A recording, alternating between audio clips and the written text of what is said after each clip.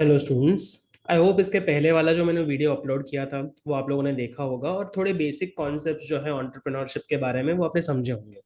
We covered the meaning of entrepreneurship, किस तरीके से एक एंटरप्रेन्योर एंड बिजनेसमैन अलग होता है over a period of time, किस तरीके से एंटरप्रेन्योरशिप ने प्रोडक्ट सेंट्रिक चीज़ों से इवॉल्व होके एक need based idea centric approach को अपनाया। We also discuss the difference between entrepreneur, entrepreneurship and enterprise. इन तीन चीज़ों के बीच में हमने डिफरेंस समझा था, followed by the last topic जो हमने देखा था where we discuss the difference between entrepreneur and entrepreneurship. अब कहानी थोड़ी सी आगे कंटिन्यू करेंगे। I hope by this time आप लोगों के पास इन नोट्स की फिजिकल प्रिंट आउट होगी या फिर आपके पास आपका एंटरप्रेन्योरशिप का एनसीईआरटी के द्वारा प्रिस्क्राइब किया गया टेक्स्ट बुक होगा। If you have either of these two things with you, आगे का पोर्शन कवर करना आपके लिए थोड़ा इजी हो जाएगा। नाउ हम लोग जो नेक्स्ट टॉपिक इस पर्टिकुलर वीडियो के थ्रू करने वाले हैं is going to be the functions of an entrepreneur.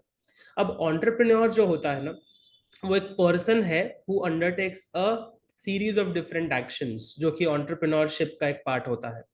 तो इन फंक्शंस को हम अलग अलग नजरियों से, अलग अलग पॉइंट ऑफ व्यू से अंडरस्टैंड करेंगे, क्लासिफाई करेंगे और उसी के बारे में कुछ चर्चा करने हैं। हमारे पास टोटल चार अलग अलग तरीके से फंक्शंस को क्लासिफाई किया गया है। We have your entrepreneurial functions, promotional functions, commercial functions and managerial functions. तो आपको क्वेश्चन जो है वो क्लियरली स्पेसिफाई करेगा कि आपको कौन से फंक्शंस के बारे में एक शॉर्ट नोट लिखनी है। बट इन सारी चीजों को अच्छे से समझ लोगे तो आपके लिए प्रोसेस काफी आसान हो जाएगा। This is one of the most frequently asked questions. यहाँ से आप अच्छा खासा 3 मार्कर क्वेश्चन एक्सपेक्ट कर सकते हैं over and above the MCQs that are usually asked. तो हम लोग फर्स्ट जो हमारी चर्चा शुरू करेंगे वो है एंटरप्रेन्योरियल फंक्शंस की चर्चा। नाउ इस फंक्शंस के थ्रू एक एंटरप्रेन्योर को ब्रॉडली 3 काम करने होते हैं।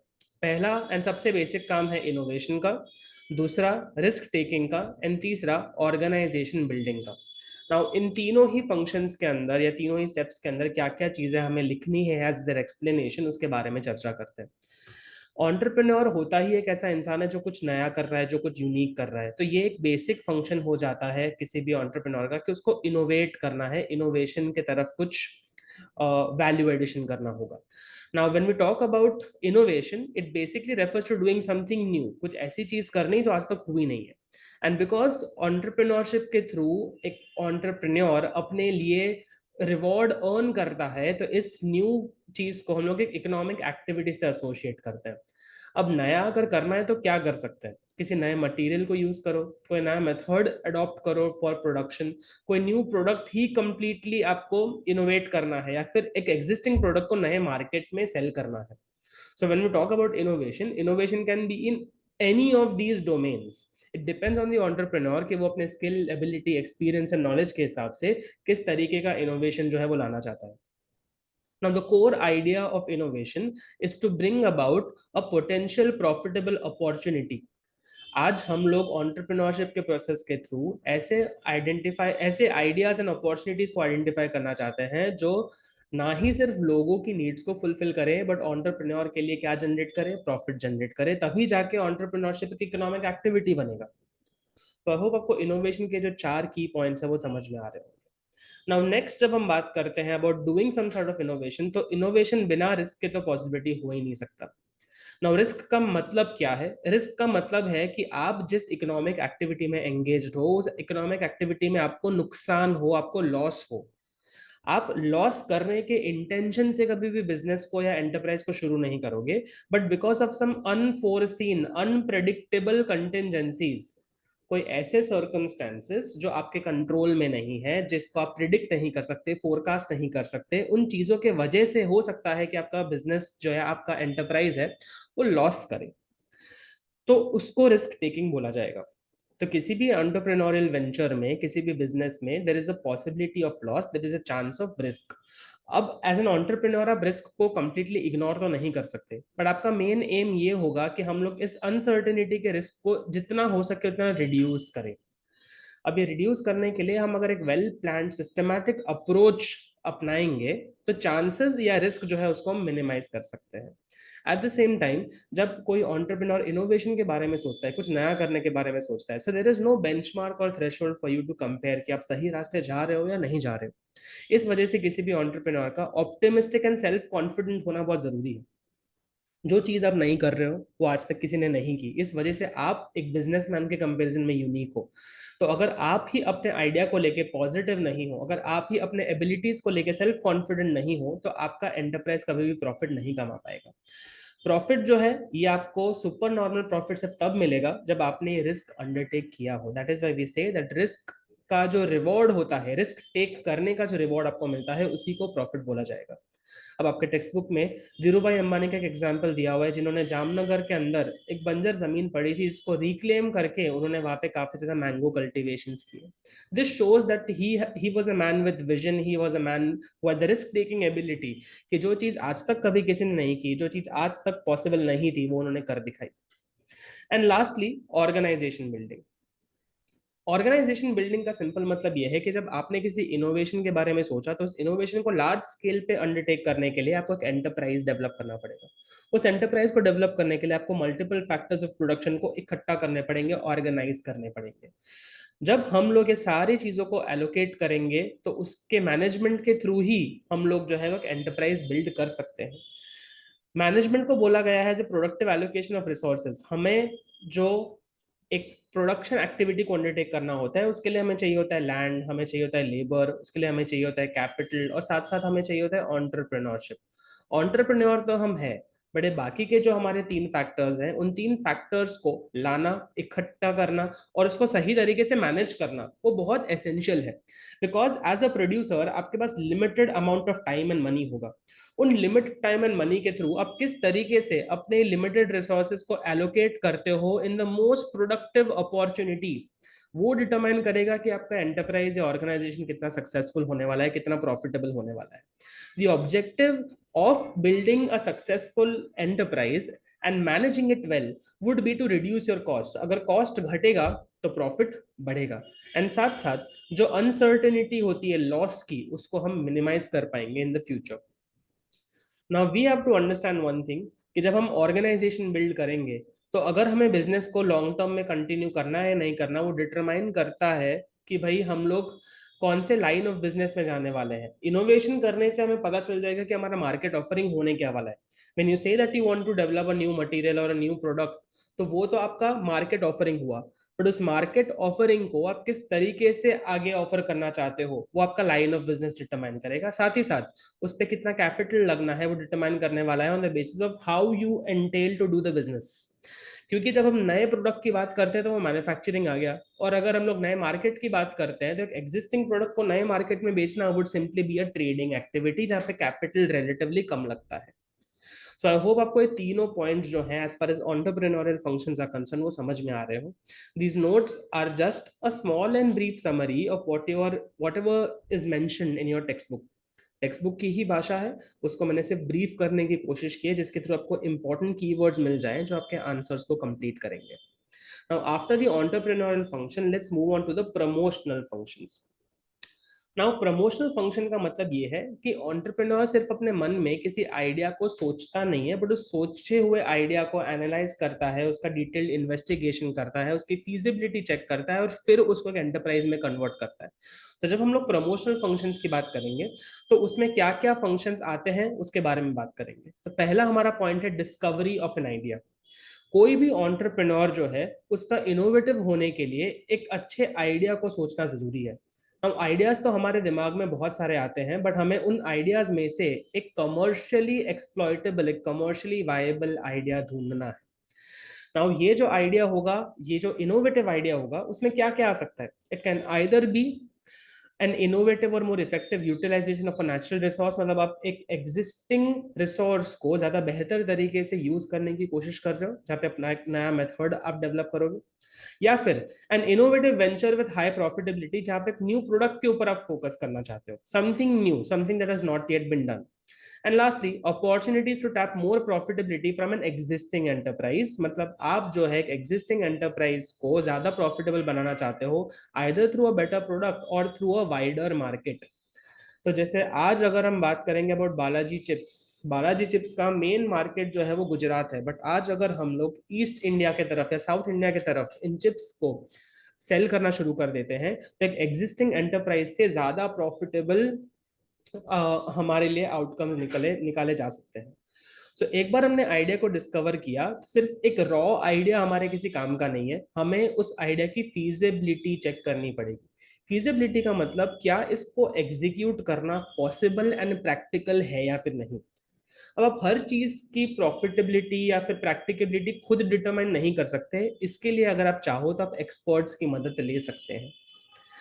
एक बार उन एक्सपर्ट्स ने अप्रूव कर दिया कि ठीक है आइडिया पे काम करने लायक कोई चीज है, तो फिर हम लोग आगे के स्टेप्स करेंगे। Now the second function that we have is exhaustive investigation और एनालिसिस। तो पहले हमने आइडिया को डिस्कवर किया, आइडिया को डिस्कवर करने के बाद हम उसका थरो एनालिसिस करेंगे, थरो इन्वेस्टिगेशन करेंगे, जिसको हम फीजिबिलिटी भी बोलते हैं। अब जब हम फीजिबिलिटी चेक कर रहे हैं तो हम उसके कमर्शियल प्रोस्पेक्ट्स को फीजिबल मानने की कोशिश करें। We are trying to analyse whether ये कमर्शियली हमारे लिए प्रॉफिटेबल एंड पॉसिबल होगा या फिर नहीं। तो कौन से फैक्टर्स है जिसको हम लोग इवेलुएट करेंगे उसके बारे में बात करते हैं। तो कुछ प्राइमरी कंपोनेंट्स हमारे लिए होंगे जिसको हमें एस्टिमेट करना पड़ेगा कि भाई इस प्रोडक्ट को अगर हमें मैन्युफैक्चर करना है, इस इनोवेशन पे अगर हमें काम करना है, तो हमें पैसा कितना चाहिए, हमें मैन पावर कितना चाहिए, हमारा मटेरियल कौन सा होगा, क्या ये मटेरियल लोकली अवेलेबल है या हमें बाहर से इंपोर्ट करना पड़ेगा। इन सारी चीजों का अगर आपके पास अच्छा फ्लो होगा तभी जाके आप ये बोल सकते हो कि आपके पास इनपुट्स अवेलेबल है फॉर कंटिन्यूअस प्रोडक्शन। साथ साथ you will have to look at machines that you will need for manufacturing of these products and lastly power requirements। ये पांच कुछ बेसिक कंपोनेंट्स हैं जो डिटरमाइन करेंगे कि भाई अगर आप इस आइडिया को एक एंटरप्राइज में कन्वर्ट करते हो तो उसमें फायदा होगा या फिर नहीं होगा। एक बार आपने एनालाइज कर लिया और समझ लिया कि भाई आपको क्या क्या चीजें चाहिए, तो आप नेक्स्ट स्टेप पे जाओगे which is assembling the requirements. First step में आइडिया समझा, सेकेंड स्टेप में उस आइडिया को प्रैक्टिकल बनाने के लिए क्या क्या फैक्टर्स चाहिए, क्या क्या कंपोनेंट्स चाहिए, उसके बारे में आपने इवैल्यूएट किया। नेक्स्ट जो चीज होगी, आप ये सारे के सारे रिक्वायरमेंट्स को इकट्ठा करोगे सो दैट आप अपना काम करना शुरू कर सको। अब इसके लिए क्या करना पड़ेगा, तो सबसे पहले आपने जो आइडिया सोचा वो सिर्फ आइडिया अपने तक सीमित नहीं रखना है। When we talk about creating an enterprise, तो आपको अकेले काम नहीं करना है, you have to work with a team, you have to work with business partners. आपके सप्लायर्स होंगे, आपके मिडिल मैन होंगे जिनके साथ मिलके आप काम करोगे। तो उनको परसुएड करना मतलब क्या, एनकरेज करना, और उनको अपने साथ गैदर कर लेना is one important part. Secondly, अगर आपने कोई एक नया प्रोडक्ट बनाया है, कोई नया इनोवेशन किया है, तो उसको लीगली प्रोटेक्ट करना बहुत जरूरी होगा। तो आपको उसके ऊपर नेसेसरी पेटेंट, ट्रेडमार्क, कॉपीराइट ले लेना जरूरी होगा। सो वंस दैट प्रोडक्ट और once that innovation is legally protected, nobody else can misuse it, और उससे जनरेट होने वाला सारा का सारा इकोनॉमिक वेलफेयर जो है वो सिर्फ आप तक रहेगा। नेक्स्ट चीज जो हमारी आती है वो है identify and selection of the location. मतलब हमें लोकेशन जो है वो ऑन पेपर फाइनलाइज कर देनी पड़ेगी कि आप जो है वो अपनी फैक्ट्री, अपने प्रेमाइसेस जो है वो कहाँ पे अवेलेबल करवाओगे, because it has to be close to your customer, it has to be close to your factors of production. Then you finalize the machines and materials that you will need and you will contact the vendors for supply। आप on paper जो है वो सारी की सारी चीजें evaluate कर लोगे कि भाई अगर ये प्रोजेक्ट मेरे लिए फीजिबल है, फ्रूटफुल है, कमर्शियली वायबल है, तो मैं क्या क्या चीजें और कौन कौन से इंसानों के साथ इसमें साथ में मिलकर काम करूंगा। लास्ट पॉइंट हमारा आता है फाइनेंसिंग द प्रपोजिशन, कि एक बार सारी चीजें हो गई फिर हमें बस क्या करना है, पैसा लाना है और बिजनेस को शुरू करना है। तो आफ्टर एस्टिमेटिंग द रिक्वायरमेंट, इसके पहले वाली स्टेज में, थर्ड स्टेज में हमने रिक्वायरमेंट्स को असेंबल किया था, हमने रिक्वायरमेंट को अच्छे से समझा था। नाउ आफ्टर दिस हमें इन रिक्वायरमेंट्स को फुलफिल करने के लिए पैसा लाना होगा। अब इसमें कुछ पैसा ऐसा होगा जो बहुत लंबे समय तक काम आने वाला है, जिसको लॉन्ग टर्म फंड बोलेंगे, और कुछ ऐसा पैसा होगा जो रिकरिंग बेसिस पे रिपीटेडली हमें पैसा जरूरी होगा, जिसको हम लोग शॉर्ट टर्म फंड्स बोलेंगे। अब long term funds usually use किए जाते हैं टू अक्वायर फिक्स्ड एसेट, आपने जमीन खरीदी, प्लांट खरीदा, मशीन खरीदा, उन सब चीजों के लिए। शॉर्ट टर्म फंड्स जो होते हैं वो day to day routine operations के खर्चे निकालने के लिए होता है। आपने रॉ मटेरियल परचेस कर लिया, आपने वेजेस पे कर दिए, आपने सैलरीज पे कर दी, डे टू डे एक्सपेंसेस अपने निकाल दिए। So depending on the purpose of why this money is required, आप उस तरीके का पैसा जो है वो लेके आओगे।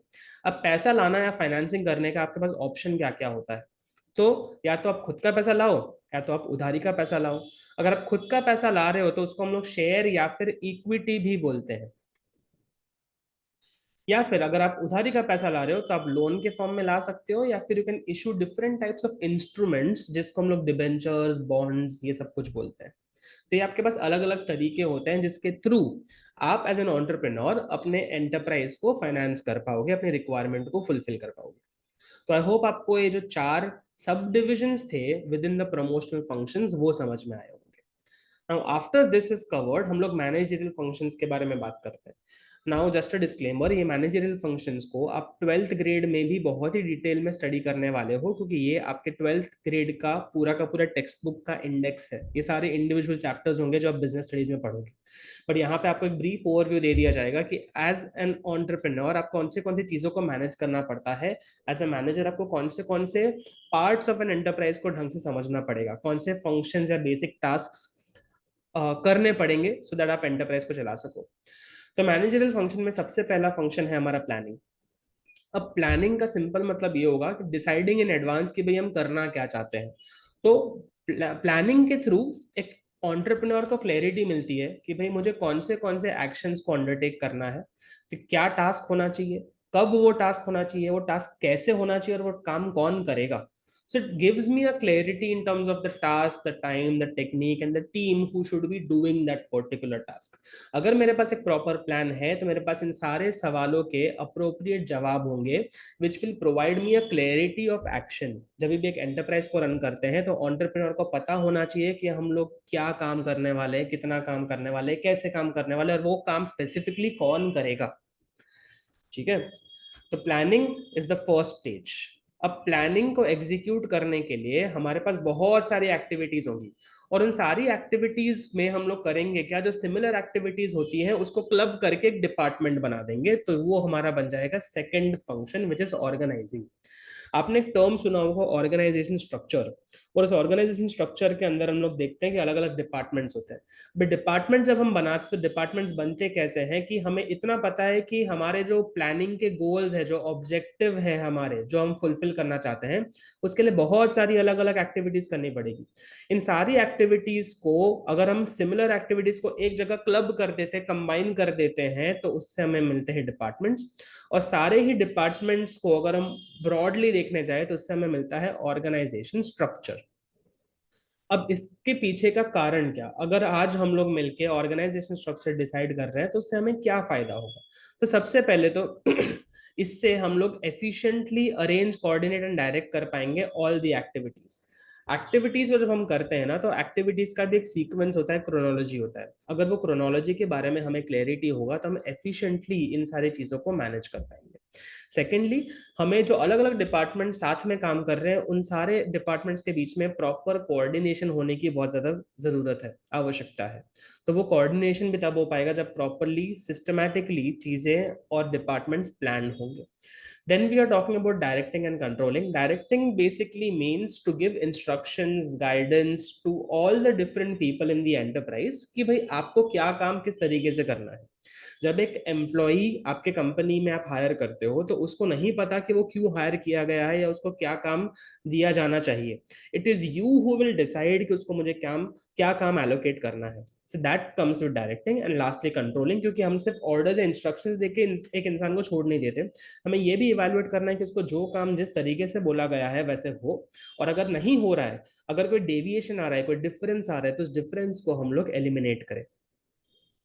अब ऑर्गेनाइजिंग करने के बाद हमें क्लैरिटी मिल जाती है कि भाई हमारे पास ऑर्गेनाइजेशन में कितने डिपार्टमेंट्स हैं, हर डिपार्टमेंट्स में कितने जॉब्स हैं, कितनी वैकेंसीज हैं, क्या क्या काम होना है, नहीं होना है, इन सब चीजों के बारे में हमें पता चल जाता है। So now once that all the different levels and the entire organisation structure is clear, हम लोग जो है वो उन सारे ही पोजीशंस के लिए इंसानों को रिक्रूट करेंगे जो कि इन रिस्पॉन्सिबिलिटीज को अंडरटेक करने वाले हैं। तो पहले प्लानिंग में हम डिसाइड करते हैं कि भाई क्या क्या गोल्स ऑब्जेक्टिव्स होने चाहिए, हम लोग क्या काम करने वाले हैं, कैसे करने वाला है, कौन करने वाला है। फिर सारे कामों के नेचर को अंडरस्टैंड करते हुए ऑर्गेनाइजिंग करेंगे, एक ऑर्गेनाइजेशन हायरार्की या स्ट्रक्चर बनेगा। फिर उस स्ट्रक्चर में एक्चुअल इंसान को हमें एम्प्लॉय करना पड़ेगा which will happen through the function of staffing. अब स्टाफिंग में हम लोग करने क्या वाले हैं, मैन पावर प्लानिंग, कितने लोग चाहिए, किस तरीके के लोग चाहिए, फिर उनको रिक्रूट करना पड़ेगा। Recruitment is basically calling for different people जो हमारे वैकेंसीज के लिए सूटेबल हैं। आज किसी भी इंसान को ये पता नहीं होगा कि इस पर्टिकुलर ऑर्गेनाइजेशन में वैकेंसी है या नहीं, जब तक वो कंपनी सामने से आके नहीं बताती कि भाई हमें ऐसे इंसानों की जरूरत है। So recruitment is basically trying to convey your manpower requirement to the outside world so that आपको अलग अलग सोर्सेज मिले ऑफ हायरिंग पीपल। अब आपने एक बार रिक्रूटमेंट कर दिया, आपने ऐड डाल दी न्यूज़पेपर के अंदर या naukri.com के ऊपर, या अपने एम्प्लॉयज को बोल दिया कि भाई हमारे यहाँ ऐसी ऐसी वैकेंसी है, अगर आपको लगता है कि कोई सूटेबल इंसान होगा तो उसको बोलिए कि अप्लाई करे। तो रिक्रूटमेंट करने के बाद आपको एक पूल ऑफ एप्लीकेशंस मिल जाएंगे, ऐसे लोग जो नौकरी ढूंढ रहे हैं उसकी आपको एक लिस्ट मिल जाएगी। अब आप हर एक इंसान को जो है वो नौकरी पे तो रख नहीं सकते, तो आप सारे एप्लीकेशंस में से सिलेक्शन करोगे और उस इंसान को अपॉइंट करोगे जिसका स्किल, क्वालिफिकेशन, एटीट्यूड, पर्सनालिटी आपके ऑर्गेनाइजेशन के लिए सूटेबल होगा। साथ साथ उस इंसान को आप ये नहीं एक्सपेक्ट कर सकते कि पहले दिन पे सब कुछ आता होगा, तो आपको उस इंसान को skill skill wise, technique wise, ability wise develop भी करना पड़ेगा। जब वो इंसान काम करता है तो उसको आप प्रमोशन दोगे, बिकॉज उसका अप्रेजल करने का मतलब ये होता है कि आप उसका काम इवैल्यूएट करो, चेक करो कि काम अच्छा कर रहा है या नहीं कर रहा। अप्रेजल करने के बाद आप उसको प्रमोशन दोगे। बहुत बार ऐसा होता है कि ऑर्गेनाइजेशन में काम जैसा आप प्लान करते हो, फोरकास्ट करते हो, वैसा होता नहीं है। तो कुछ जगहों पे रिक्वायरमेंट जो है वो ओवर स्टाफ्ड हो जाती है, मतलब जरूरत से ज्यादा लोग हैं तो उनको हमें ट्रांसफर करना पड़ता है। अगर ट्रांसफर नहीं करोगे तो एक ऑप्शन रहता है रिमूवल का। यूजुअली अच्छे एंटरप्राइजेस जो है वो ट्रांसफर प्रेफर करते हैं rather than removal. And lastly ये सब जो काम डे टू डे बेसिस पे करेगा उसके लिए उसकी सैलरी भी तो फिक्स करनी है। ये जो 9 आपको अलग अलग फंक्शंस दिख रहे हैं स्टाफिंग के, उसमें से कोई भी 6 अच्छे से याद कर लेना जो आपको लॉजिकल सीक्वेंस में बैठते हो। तो आफ्टर स्टाफिंग, स्टाफिंग करने से आपने इंसान को हायर कर लिया फिर आप उसको करोगे भाई डायरेक्टिंग। तो डायरेक्टिंग का सिंपल मतलब ये है कि एज एन एंटरप्रेन्योर आप जो है वो अपने स्टाफ को, आपके अंडर हायर किए हुए लोगों को कुछ इंस्ट्रक्शंस दे रहे हो सो दैट वो अपने प्लान्ड एक्टिविटीज को एग्जीक्यूट कर सके। भाई आज के दिन में ये काम करना है, ऐसे करना है, और आपको इसके लिए कौन से रिसोर्सेज चाहिए होंगे वो हम आपको एलोकेट कर देंगे। So directing would basically be a process of getting things done from the staff that you have already employed. अब डायरेक्टिंग करने के साथ साथ leadership is one important function that every entrepreneur has to undertake. अब leadership का मतलब क्या होता है, दैट आपको एक डिजायर्ड एक्शन अपने स्टाफ के पास से निकलवाना है।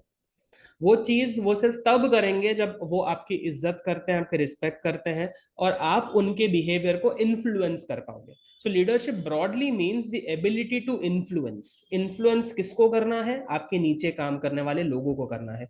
अब इस इन्फ्लुएंस को करने से फायदा क्या होगा? तो आप अपनी टीम को, अपने लोगों को इस तरीके से लीड करना चाहते हो ताकि आप अपने ऑर्गेनाइजेशन गोल्स को फुलफिल कर सको। हमने प्लानिंग स्टेज पे देखा था कि ऑर्गेनाइजेशन जो है वो किस इंटेंशन से सेटअप किया जाता है, वो हम लोग प्लानिंग स्टेज पे क्लैरिफाई करते हैं। उन लोगों के लिए हम लोग एक ऑर्गेनाइजेशन स्ट्रक्चर बनाते हैं, उस स्ट्रक्चर के अंदर इंसान को स्टाफिंग के थ्रू लाते हैं, फिर उसको डायरेक्ट करते हैं। बट डायरेक्ट करते वक्त leadership skills is one of the most important aspect, so that हम हमारे जितने भी एम्प्लॉयज हैं उनको इस तरीके से लीड करें, इस तरीके से गाइड करें, इन्फ्लुएंस करें, सो दैट हमारे ऑर्गेनाइजेशन गोल्स जो है वो फुलफिल हो सके। जब हमारे ऑर्गेनाइजेशन गोल्स फुलफिल होंगे तो हमारे एंटरप्राइज के साथ साथ जितने भी स्टेक होल्डर्स हैं उन सब की इच्छाएं पूरी होंगी। Right? When we talk about different stakeholders, तो स्टेक होल्डर्स कौन कौन होते हैं? Stakeholders are all those people जिनको कंपनी के होने या ना होने से फर्क पड़ता है। हमारे suppliers, customers, government, lenders, creditors, ये सब लोग जो हैं वो सब लोग किसी भी एक कंपनी के स्टेक होल्डर माने जाएंगे, क्योंकि उनका किसी तरीके का एक डिपेंडेंसी या फिर एक रिलेशनशिप बन चुका है with the enterprise, with the company. तो जब हम लीडरशिप की बात करेंगे तो एज ए लीडर एंटरप्रेन्योर करता क्या है? वो इन्फ्लुएंस करता है, गाइड करता है अपने स्टाफ को ऑर्गेनाइजेशन के गोल को अचीव करने की तरफ। अब नेक्स्ट जो हमारा पॉइंट है वो है कम्युनिकेशन का। अब कम्युनिकेशन सिंपल टर्म्स में is an exchange of what? Is an exchange of emotions, feelings, ideas, information and knowledge. दो लोगों के बीच में, एक सेंडर और एक रिसीवर के बीच में, इन सारी चीजों का जब एक्सचेंज होगा तो उसको हम लोग कम्युनिकेशन बोलेंगे। और ये एक ऐसी एक्टिविटी है जो 75 to 90% ऑफ एंटरप्रेन्योर का टाइम खा जाती है। और ये किसी भी कंपनी के लिए, किसी भी ऑर्गेनाइजेशन के लिए एक बहुत ही क्रिटिकल एरिया भी होता है, और जो स्किल्स किसी भी एंटरप्रेन्योर में या किसी भी मैनेजर में होनी बहुत ज्यादा जरूरी भी होगी। Then we come to motivation. अब मोटिवेशन का मतलब क्या होता है? मोटिवेशन का मतलब ये होगा कि आप अपने स्टाफ को इंस्पायर कर रहे हो एक ऐसा काम करने के लिए जो आपके पसंद का हो। मोटिवेशन का मतलब ये है कि मैं एक वॉलंटरी एक्शन किसी स्टाफ के पास से निकलवा रहा हूँ अपना काम करवाने के लिए। तो किसी भी एंटरप्रेन्योर में ये काबिलियत होनी चाहिए कि मैं अपने स्टाफ के पास से अपना काम निकलवाऊं। अब वो कैसे हो सकता है? वो हो ऐसा सकता है कि हम लोग जो है वो काफी ज्यादा अलग अलग फैक्टर्स को समझे जो स्टाफ को एनकरेज करेंगे, मोटिवेट करेंगे। अब ये फाइनेंशियली भी किया जा सकता है, नॉन फाइनेंशियली भी किया जा सकता है।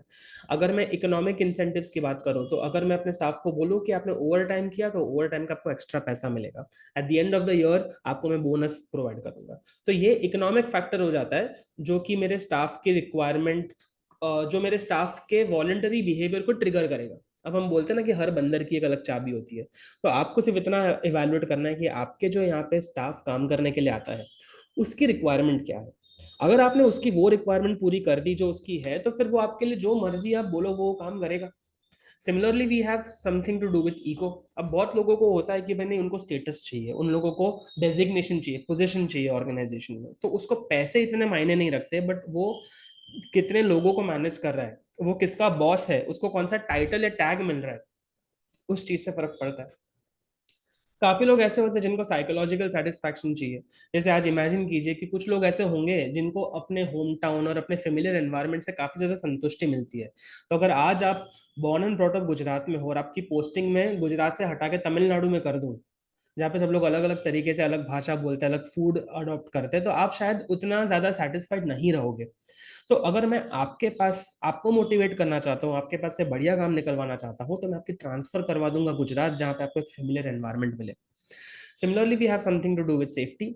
सेफ्टी नीड्स बेसिकली लोगों की वो होती है कि भाई जो जैसा है ना वैसे रहना चाहिए, मुझे जॉब सिक्योरिटी चाहिए, मुझे इनकम सिक्योरिटी चाहिए। मैं ये चाहता हूँ कि भाई अगर कल को मैं मुझे कुछ हो जाए तो मेरी फैमिली मेरे पीछे सिक्योर होनी चाहिए। ये हम कर सकते हैं by providing job security, by providing insurance facilities, by providing pension facilities. ये सारी चीज़ों को करके हम लोग जो है वो सेफ्टी इंश्योर कर सकते हैं। And then we have social needs. तो सोशल नीड्स में हम लोग बात कर रहे हैं अबाउट वर्क विजिट्स। तो हम लोग हमारे काफी ज्यादा एम्प्लॉयज जो है उनको बेनिफिट दे सकते हैं, जैसे उन लोगों को रहने के लिए कुछ घर दे दिया, उन लोगों को ट्रैवल के लिए अलाउंस पे कर दिया। हम लोग बहुत सारे अलग अलग वर्क विजिट्स या बेनिफिट्स ऑफर करके हमारे स्टाफ के लिए ज्यादा वेलफेयर कर सकते हैं, जिसके थ्रू वो मोटिवेटेड रहे कंपनी के लिए काम करने के लिए। अब जब हमारा स्टाफ मोटिवेटेड रहेगा ना, तो उसके थ्रू हमारे ऑर्गेनाइजेशन में कॉम्पिटिटिवनेस आएगा, वो लोग कॉम्प्रिहेंसिवली काम करेंगे, फ्लेक्सिबल रहेंगे और प्रोडक्टिव रहेंगे। तो ये चार एडवांटेजेस हैं।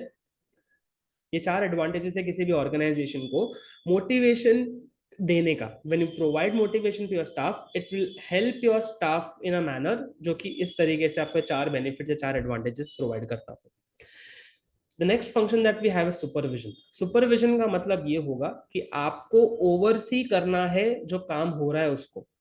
अब ये ओवरसी करना कब होगा? जब आप काम कर रहे हो तब work is getting done.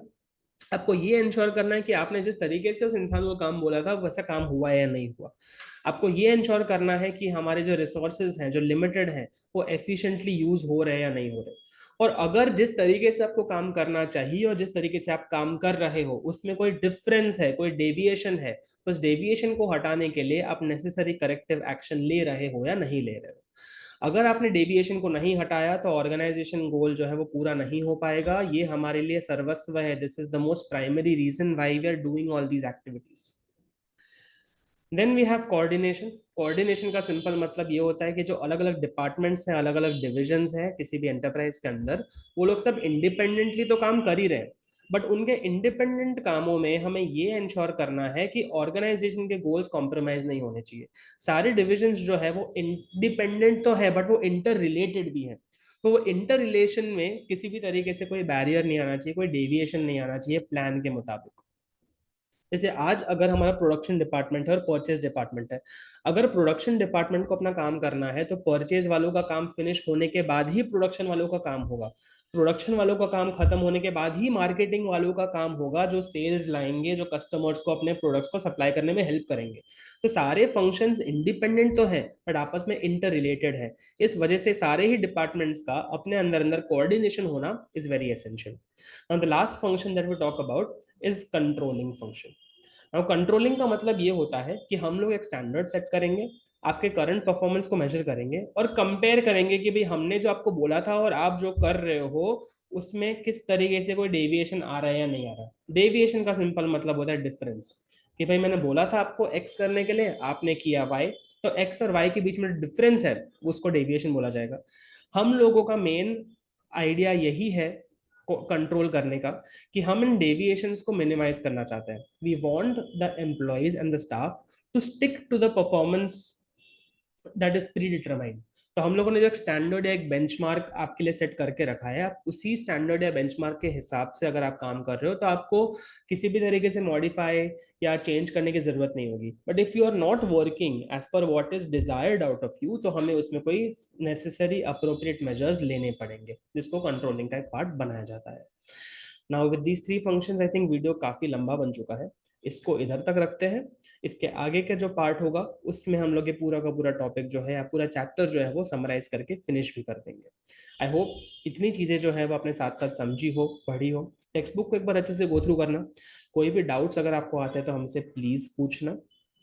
And बस आज के इस वीडियो के लिए इतना रखते हैं। Will cover the remaining topics in the next video.